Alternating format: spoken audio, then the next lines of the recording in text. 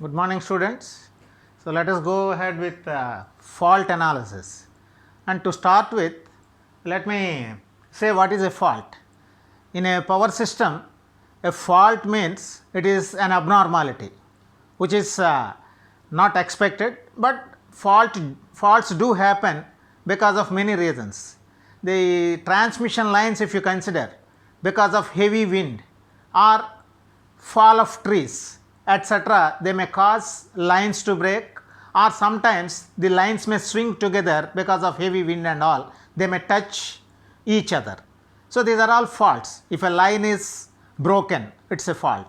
If two lines or three lines, if they get jammed, that is a fault. So, all these faults, they cause heavy changes in voltages and currents depending on type of fault. So, suppose sometimes if there is a fault like a conductor touches the ground, or if a line conductor touches the neutral, the reason could be any, then it is called shunt fault. Such shunt faults may cause low voltages and high currents.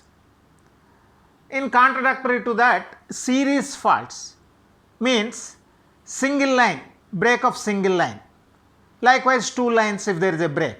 So, such faults may cause very low current and high voltage. So, these abnormalities, unless otherwise we identify and isolate that faulty section, the remaining equipment, it may not function properly, or the system may not function properly. So, first thing is how best the faults can be identified and how to prevent the fault abnormalities.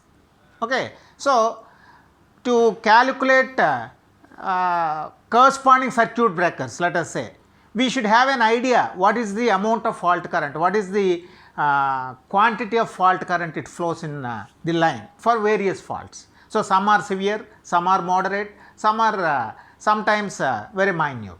But the severity of the fault, unless otherwise we assess, we cannot install the protective circuit breakers or the switch gear. Okay. So, before we go with all such calculations, let me classify the faults. What are all the faults and all? So, please observe the board here.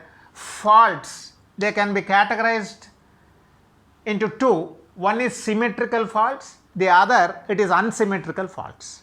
So, unsymmetrical and symmetrical, what is the difference? So, symmetrical faults means system still maintains balance. That is why these are also called balanced faults.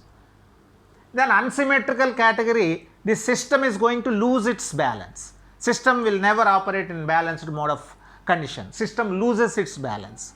That is why these are called unbalanced faults. That is why unsymmetrical. The symmetrical and unsymmetrical faults, symmetrical faults are easy to analyze.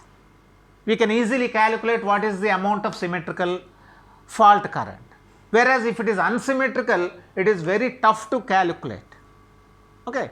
So, please observe here, in symmetrical, system remains balanced as I said, and then once system is balanced, as all of you know, analysis, it is per phase. That means one out of the three phases you can select and then calculate fault impedance, fault current, fault voltage, what not, everything. Okay. So, per phase analysis is sufficient if it is a symmetrical category of fault. Okay. And if it is unsymmetrical, system definitely loses its balance, system never maintains its balance. But the analysis, that means the calculation of voltages, currents, fault impedances and etc., we need to go for symmetrical component theory. This is also called the Fortescue's theory. We cannot calculate on per phase because each phase will be having different magnitudes of voltages, currents and so on and so forth. So, we use the method symmetrical components method. This is actually discovered by Fortescue, hence it is also called as Fortescue's method. So, we cannot use normal per phase analysis if it is unsymmetrical fault calculations. We go ahead with symmetrical components. Okay, that is the one. Then what are symmetrical faults? and what are unsymmetrical.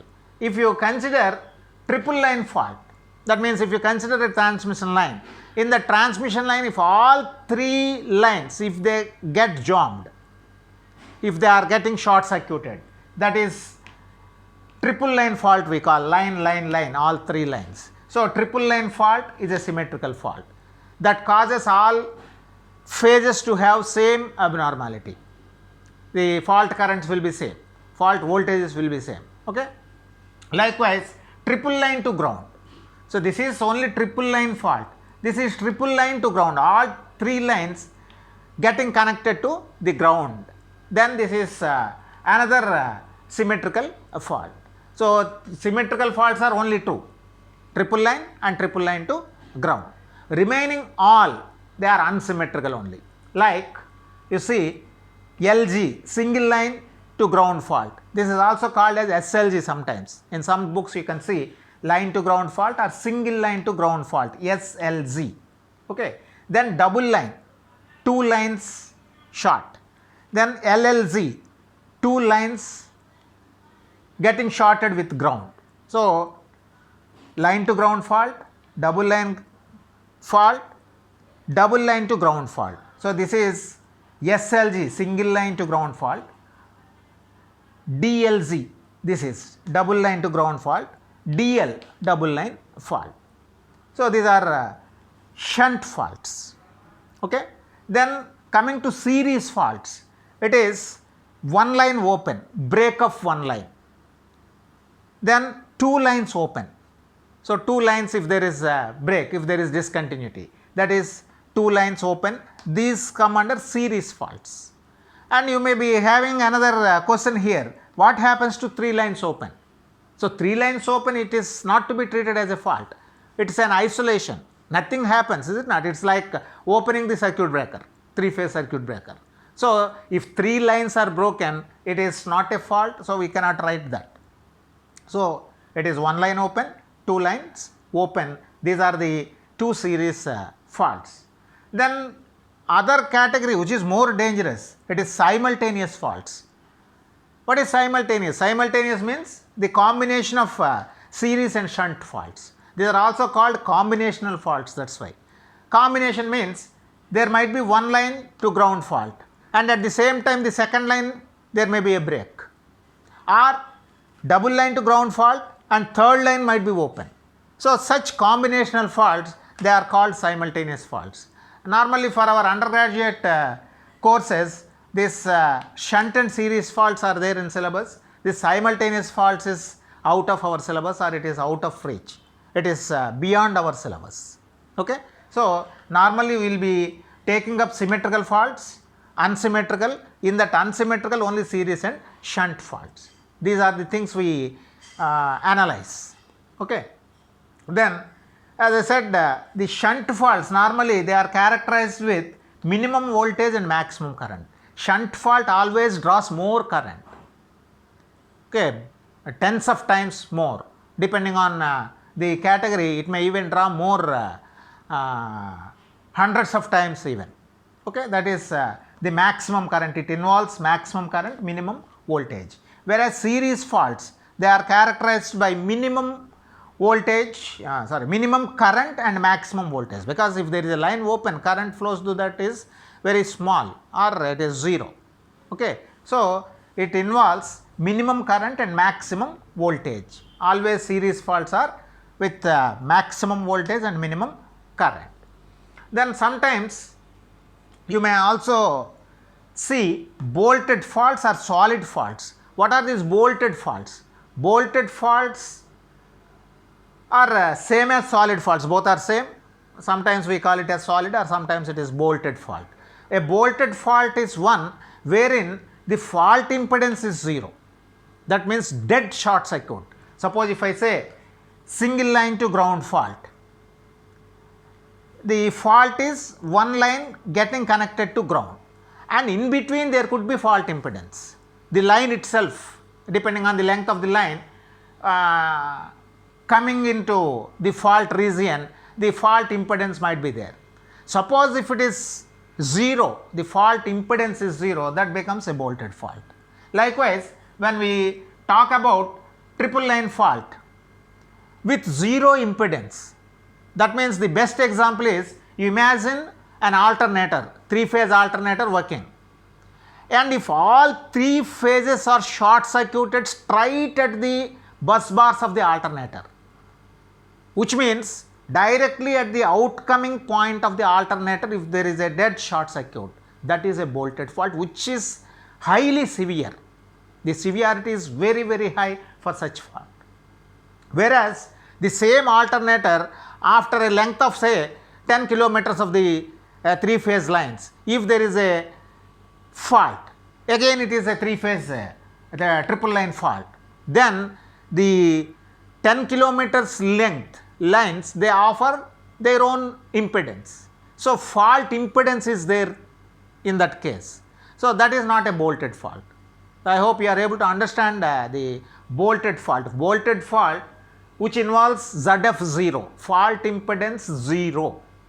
Whereas if there is any fault impedance which is in the fault, then it is not a bolted fault. So bolted faults are more severe. The severity will be more when it is a bolted fault. So as I said, a fault, triple line fault, which is straight at the terminals of alternator, is the most severe fault. It may completely destroy the alternator if there is no protection. If it is protected by some switchgear and all, it may be isolated. The fault can be isolated and it may switch off the alternator and all. Okay. So that is the one. If the same fault, if it is away from the alternator, definitely the intensity decreases. So these are all the categories of faults. So faults are series faults, shunt faults, simultaneous faults, that is one category. And in shunt faults, triple line to ground, these are symmetrical faults.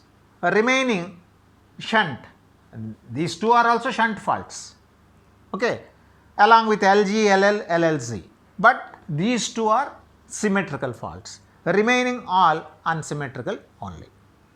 Then coming to the occurrence, the probability of happening the faults, you can see triple line and triple line to ground fault, their possibility of happening is only 5%. Very rarely these two happen, because normally we see one line broken or two lines broken or one line touching the ground, two lines touching the ground and all, but not normally all 3 lines together if there is a dead short circuit, or if there is a short circuit between 3 lines and ground. These things normally happen in cables, underground cables. If they are getting jammed because of the overcurrents and all overloads, these two may happen. But normally in open head transmission lines, these are very, very rare. So its happening percentage is 5% only. Whereas if you see this LZ fault, it is the most commonly happening fault, it is 70%. LL fault, it is 15%. Double line fault is also moderate, or it is normally not a common one. Its occurrence is about 15%. Then double line to ground fault, only 10%. So most commonly happening fault, it is LZ fault. Okay. So this is what is the classification of the faults. But first we will be taking up symmetrical faults. How symmetrical fault is to be analyzed, what is the short circuit MVA, short circuit fault impedance, short circuit voltage, and all such things we complete in respect of symmetrical faults. Next, as I said, it is a big topic, unsymmetrical faults, which we need to study the symmetrical component theory, how to apply that symmetrical component theory for unsymmetrical fault analysis, and then we continue thereafter. Okay. So that is about the structure of the faults and all.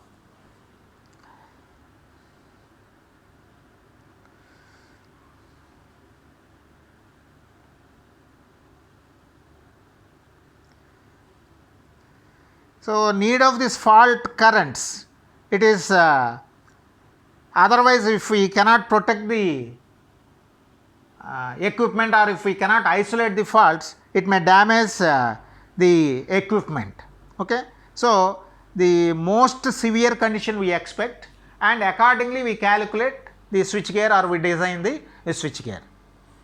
Suppose if the severity highest fault which causes maximum damage is triple line fault, let us say. So, if a triple line fault causes 100 amps, let us say for an example, we need to design circuit breaker of 100 amps. Suppose if single line to ground fault, if it causes only 25 amps, let us say, to flow in the system. So, we can protect or we can prevent the 25 amps by selecting 25 amp circuit breaker. But we cannot just ignore only LG fault occurs. There is every possibility that this also may happen. So, our circuit breaker whatever we design, it must take care of all category, particularly the highest category fault, that is triple line fault. So, circuit breakers normally designed, they are based on the severity, highest severity fault or highest severe fault, which is triple line or triple line to ground fault. So, we should know what is that symmetrical short circuit fault. If happens, what is its magnitude? We should calculate, and accordingly we provide the circuit breakers.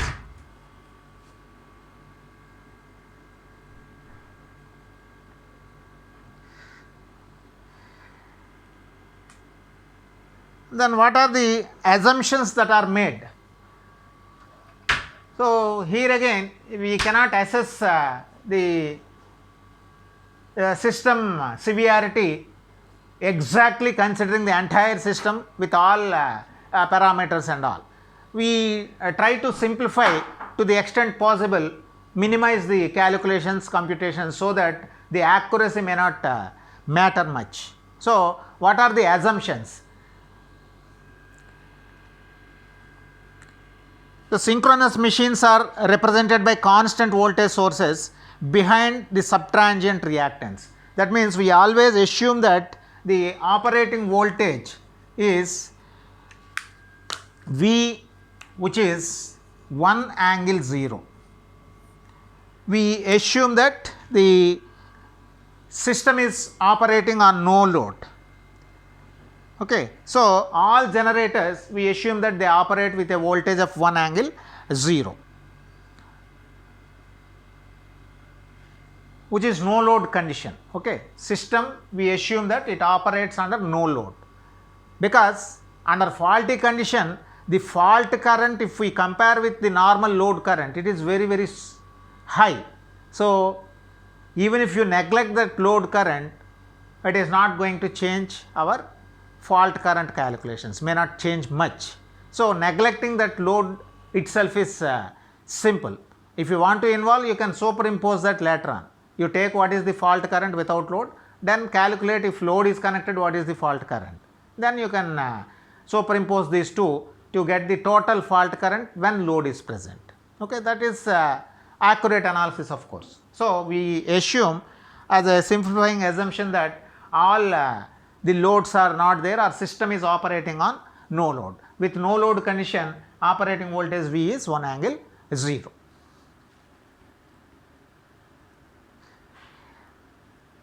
So, all generators they can be replaced by voltage V equal to 1 angle 0.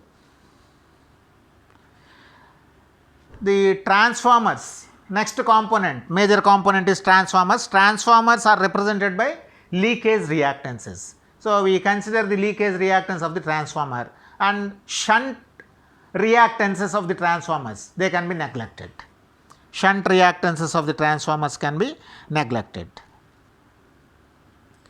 Likewise, transmission lines, we consider again the series reactance, but the shunt capacitances, charging capacitances, whatever we call, because we represent transmission line as pi model. So, shunt capacitances can be neglected. We take only series, because we are talking about symmetrical faults. So, in symmetrical faults, it is only the current that flows maximum due to these two faults. So, current, it is decided by series elements only. So, we consider only series reactances of transformers, transmission lines, and also alternators. All shunt elements, they can be neglected.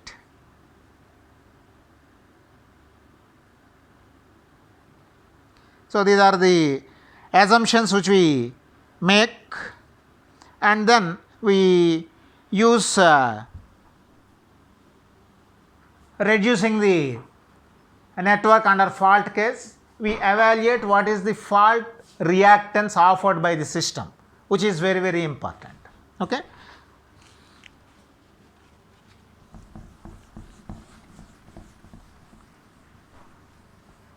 Pause. So, first let us consider symmetrical faults. Symmetrical faults on transmission lines, you can see these are the 3 lines.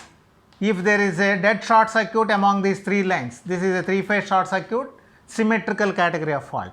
Likewise, 3 phases along with neutral, if there is a short circuit, this is also 3-phase short circuit, involves neutral, that is triple line to ground fault, which is another symmetrical fault.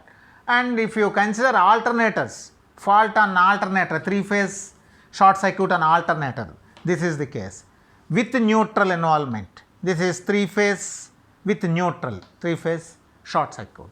So, these are the 2 categories of faults which we will be analyzing first.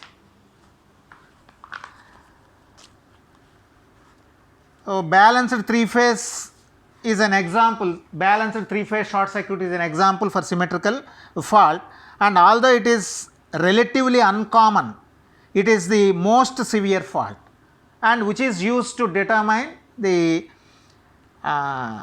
circuit breaker capacity or ratings of the circuit breaker. So, balanced 3-phase calculations, they can be performed with these 2 balanced 3-phase calculations or symmetrical fault calculations, they can be performed on per phase. The reason for this is all 3 phases are equally affected. So, whatever fault current that flows in R, it is same as Y, that is same as B in both cases. So, per phase analysis is sufficient. We consider only per phase analysis, and invariably when we analyze on per phase, per unit quantities are to be used. We use per unit impedance, per unit voltage, per unit current and all. If you want actuals, we multiply that with respective base quantities. Okay.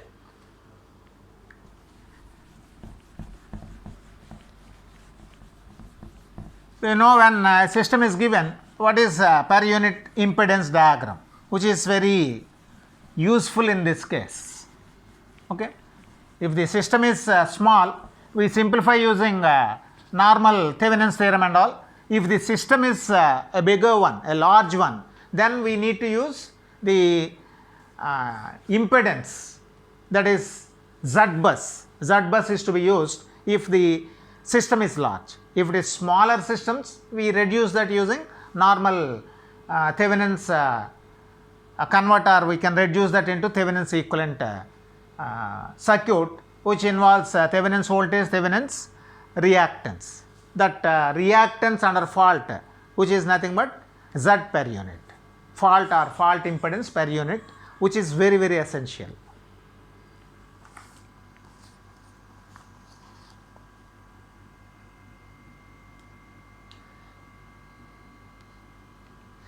So, in these short circuit calculations, we obtain short circuit MVA. What is the short circuit MVA? It is base MVA. What is base MVA? Which we select as a common MVA for the entire system, is it not? So, whatever is the base MVA selected, that base MVA divided by Z per unit, short circuit MVA,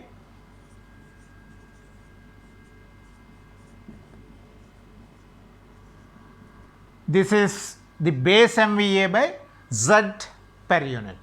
Okay. What is the Z per unit? Z per unit is the per phase total impedance offered by the system under fault. Okay. And base MVA, which is selected for the calculations. So, base MVA divided by Z per unit is short circuit MVA.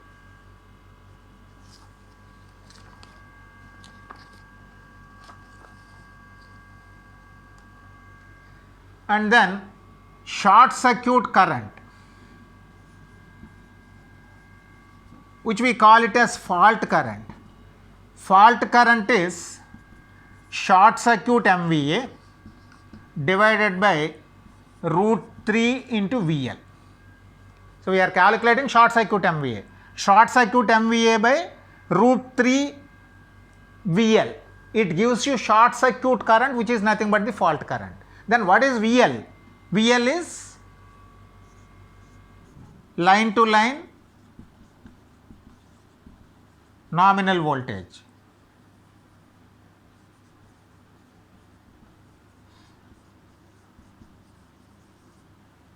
Nominal line to line kilovolts, voltage in kilovolts. So, when it is short circuit MVA megavolt amperes, if you divide that with kilovolts, you get kiloamps of current. Normally short circuit current, it is in the range of kiloamps. Okay? So, if it is in kilovolts, you get short circuit current in kiloamps, is it not? MVA by kV, that gives you kiloamps.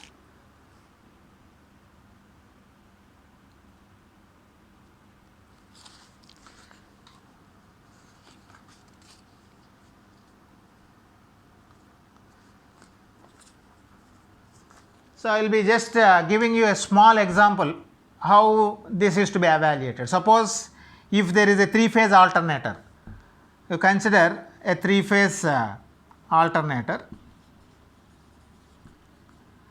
which is having or subjected to a 3-phase short circuit.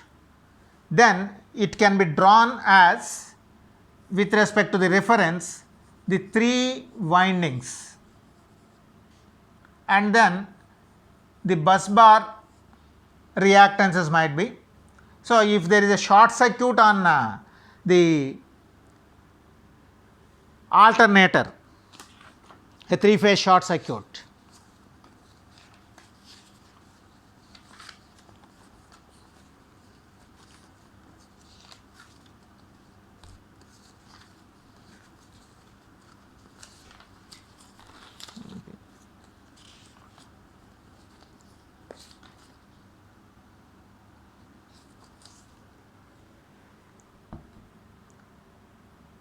suppose this is generator 1, generator 2, generator 3, 3 generators are connected, and if they are operating together, their per unit reactances, generator 1 per unit reactance, generator 2 per unit reactance, generator 3 per unit reactance. If they are connected to a bus bar, let us say common bus bar, the bus bar intersectional reactances, this may be something, okay. So, let us say some x1, x2. And if there is a 3-phase fault straight at the terminals of first bus bar, so this is a 3-phase short circuit, then what is the fault current if you want to calculate? This is only per phase reactance diagram, okay. Do not think that it is 3-phase, because 3 are involved. If you are having any doubt, you consider only 2 generators instead of 3, you consider 2 generators, their reactances, and in between this is the intersectional reactance, that might be x1, let us say. So, if there is a fault here, what is the equivalent reactance you should obtain with respect to fault and the reference? So, this is to be reduced to a value like this. If this is the fault point F, the current, this is IF, okay, and this is reference, and this impedance, this is called ZF, or this is Z per unit, what we are writing. Equivalent per unit reactance is to be obtained with respect to the reference and the fault point. So, this reactance is this base MVA by Z per unit, that gives you short circuit MVA. Short circuit MVA by root 3 and VL, that VL is nominal line to line kilovolts in general. So, if you substitute, you get short circuit current. Okay. So, for this system Z per unit, you might be calculating some value, let us say 0.925. Then this 0.925 used to be substituted here with base K MVA, whatever you select, that base MVA, if it is say 100 MVA, 100 MVA by Z per unit gives you short circuit MVA. That short circuit MVA divided by root 3 and VL nominal line to line kilovolts, if it is 11 kV, root 3 into 11 kV you substitute, you get fault current in kiloamps. So, that is how we calculate short circuit current, 3-phase short circuit current, and whatever current we are calculating, it is per phase current. It is same for the remaining phases, which means if you take this as R phase, IF some say 200 amps angle 0, then in Y phase you get same 200 amps angle minus 120. In third phase it is 200 amps angle minus 240. So, that is what the calculation, and such calculations, the major work here is to obtain the equivalent reactance under fault. Whatever the system might be given, the system might be given with alternators, transformers, transmission lines and all, there might be a 3-phase fault at some other point. Then you need to draw the entire circuit in per units and then condense the network, reduce the network as a single impedance network, because all voltages we assuming 1 per unit. Exactly what we mean here is, this is reference, we are getting here the voltage which is E angle 0, this is 1 angle 0, because we are assuming that the system is operating under no load. So, this is 1 angle 0 and this is your ZF, this is the fault point F, IF is the current here. Okay, this IF means which flows to the ground, that is what. So, because this is 1 angle 0, we are not representing that, we are taking only the equivalent reactance which is required. Okay. So, that is ZF, this one. So, prime calculations are to obtain ZF finally. ZF means it is per unit reactance. So, all system values are to be transformed into per units and then its equivalent reactance is to be obtained and substituted here. Okay. So, I request all students to closely follow up the material that is given, which I am sharing in power system resources, PSCA resources, and also